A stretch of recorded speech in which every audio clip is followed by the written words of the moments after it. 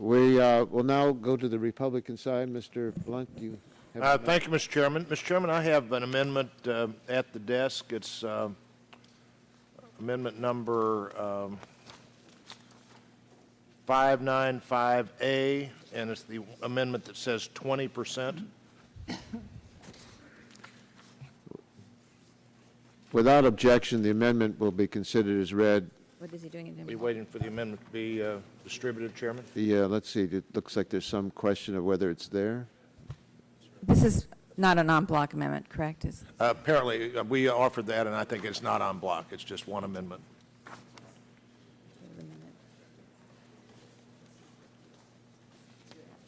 While it's being distributed, the gentleman's recommendation. Thank you, Mr. Chairman. Mr. Chairman, this is an amendment that I hope the majority will find an improved amendment over an amendment I offered a couple of days ago. This amendment, again, deals with residential utility rates. It's an amendment that creates a way for the administrator of the EPA to determine the residential rates in the country, and if the EPA administrator, I'm told, does this in any case. So this information is available. If the administrator would determine that the average retail price of electricity for end users in one or more of the 9 census divisions of the country has increased by more than 20% from the 2009 rate plus inflation.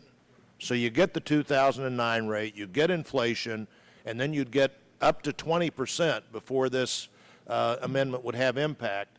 And if the administrator determines that this increase of more than 20% above inflation was the result of the implementation of Title III of this Act, then the provisions of Title III will cease to be effective. The rest of the amendment, the rest of the Act would be effective. The chairman had some concern that people would not be able to move forward with other activities under the bill if the entire Act was not effective, and the rest of the Act would be effective under this amendment. Only Title III would not be. Mr. Chairman, I'd point out even yesterday at the first meeting, a webcast meeting of the President's selected Economic Recovery Advisory Board, that board had a number of concerns about this act.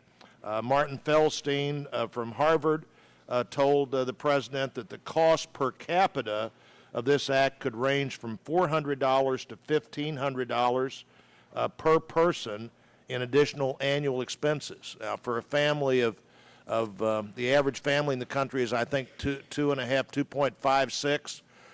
That cost is substantial in that household. This would address the utility portion of that cost, and I'd hope that our members would look at Title III, and if Title III is a reason for an increase of 20% or more above inflation, that Title III would cease to be effective. And I'd yield time to Mr. Upton.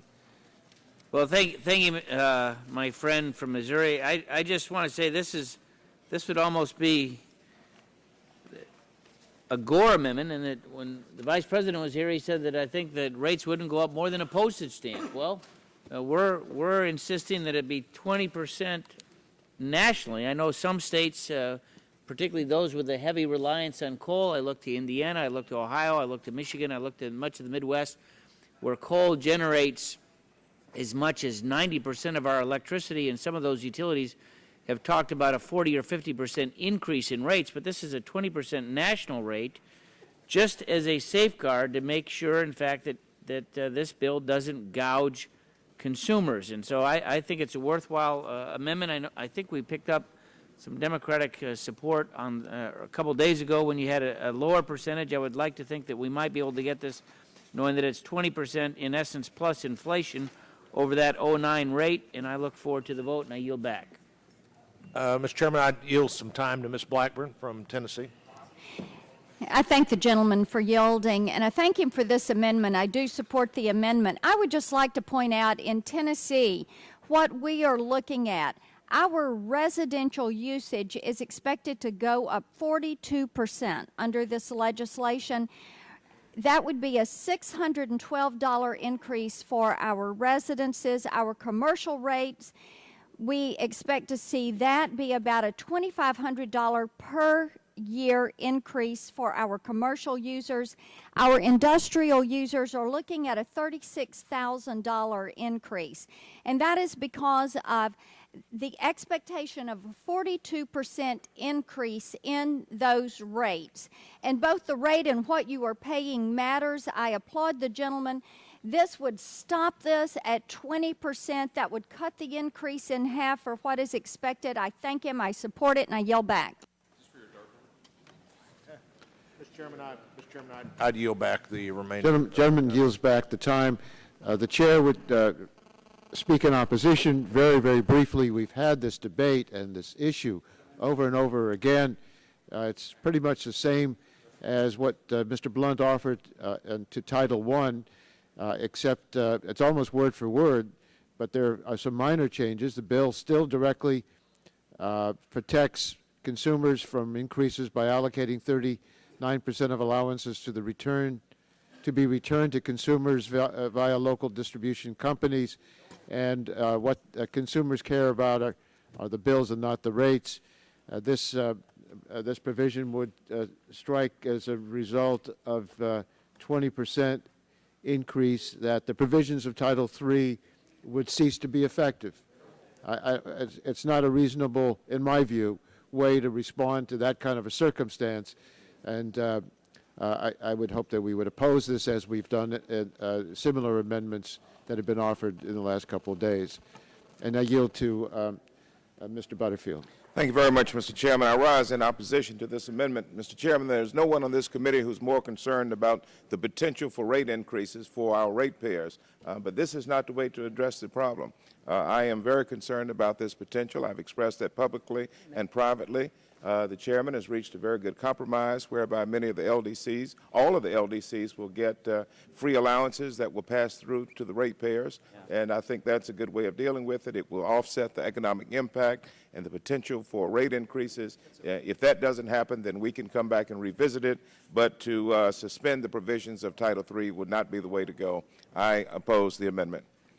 I appreciate what the gentleman has to say, especially now that we have the space amendment as part of the legislation. It's very clear the ratepayers are going to be protected.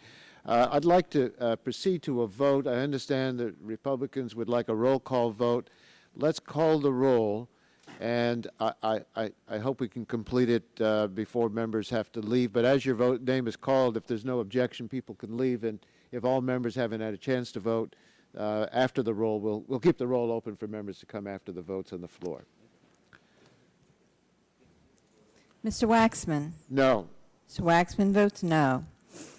Mr. Dingle? Mr. Dingle, no. Mr. Markey? Mr. Markey votes no. Mr. Boucher? Mr. Pallone? Mr. Gordon? Mr. Rush? Ms. Eshoo?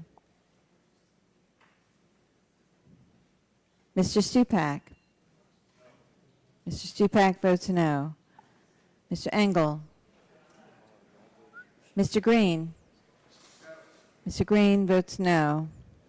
Ms. DeGette? Ms. DeGette votes no. Mrs. Capps? Mrs. Capps, no. Mr. Doyle? Mr. Doyle, no. Ms. Harmon? Ms. Schakowsky? Ms. Schakowsky, no. Mr. Gonzalez? Mr. Gonzalez, no. Mr. Inslee? Mr. Inslee, no. Ms. Baldwin? Ms. Baldwin, no. Mr. Ross? Mr. Weiner? Mr. Weiner votes no. Mr. Matheson? Mr. Matheson, no. Mr. Butterfield?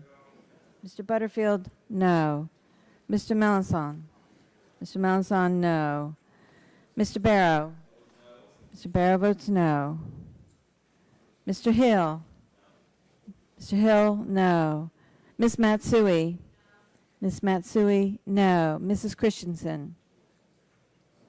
Mrs. Christensen, no. Ms. Castor? Ms. Castor votes no. Mr. Sarbanes? Mr. Sarbanes, no. Mr. Murphy of Connecticut? Mr. Space? Mr. McNerney? Mr. McNerney votes no. Ms. Sutton?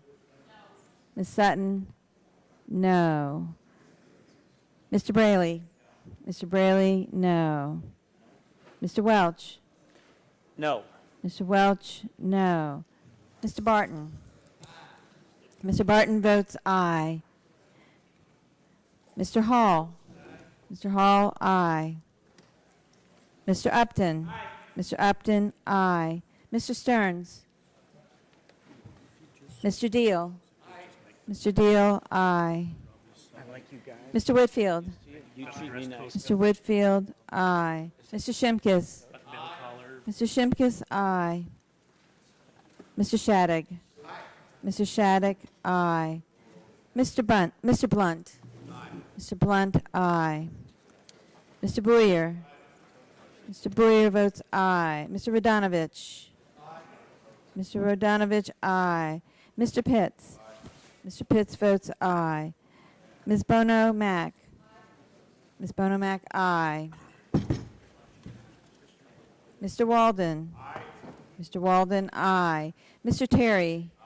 Mr. Terry votes aye. Mr. Rogers? Mr. Rogers, aye. Mrs. Myrick? Mrs. Myrick, aye. Mr. Sullivan? Mr. Sullivan, aye. Mr. Murphy of Pennsylvania? Mr. Burgess? Mr. Burgess votes aye. Ms. Blackburn? Ms. Blackburn votes aye. Mr. Gingrey? Mr. Gingrey, aye. Mr. Scalise? Mr. Scalise, aye. Let's see. Hold on, Mr. Pallone? Mr. Pallone votes no. Mr. Ross?